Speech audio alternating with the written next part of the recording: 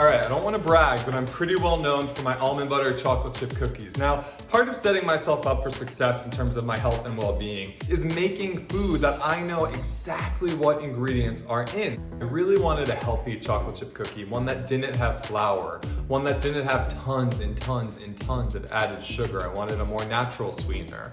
I also didn't want one that was packed with dairy. So there's an egg in this recipe, but that's it. When I want to satisfy a sweet tooth, I love these cookies because I can eat one and not feel the guilt. So let's start baking.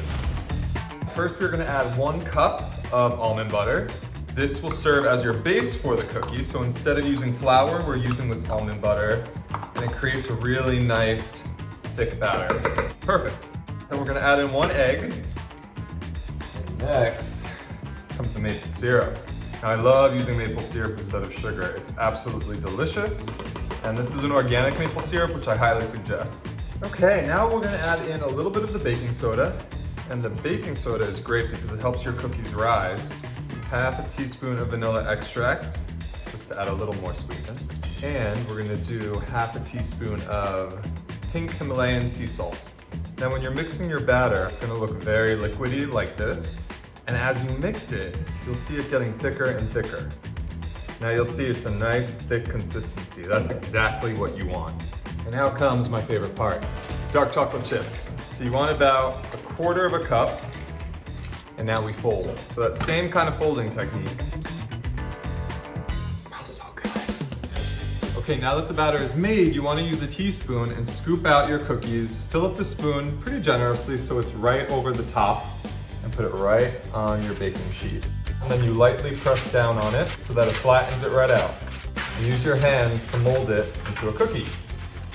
And the oven's been preheating to 350, so we're ready to put these in. All right, these are all finished. They smell delicious. Now just make sure you let them sit for about 12 to 15 minutes. They need time to firm up because they're almond butter and not flour. They have to get hard. Check those out, they look so good. Now I like to make a protein shake to give me a little more of an energy boost. I take a cup of almond milk. You can use any sort of milk that you prefer, but I really like it with almond milk. I take some ice, throw in about, half a cup, 4 or 5 ice cubes of ice, put that right in. And then I do about 2/3 of water to water down the almond milk a little bit. I do about half a banana because I don't want all the sugar that a full banana will provide. And I really like the flavor this adds to my morning shake. And it's good to get a few nutrients from fruit. And finally, I use plant protein. Now, I'm not a big whey protein guy. I love plant, it's all natural. So I do a nice big scoop of chocolate because chocolate is the best. Let's put the top on and get this blended up. And boom, we have the finished product. It's like a chocolate almondy cup of deliciousness. Morning protein, morning protein, morning protein, morning protein, morning protein.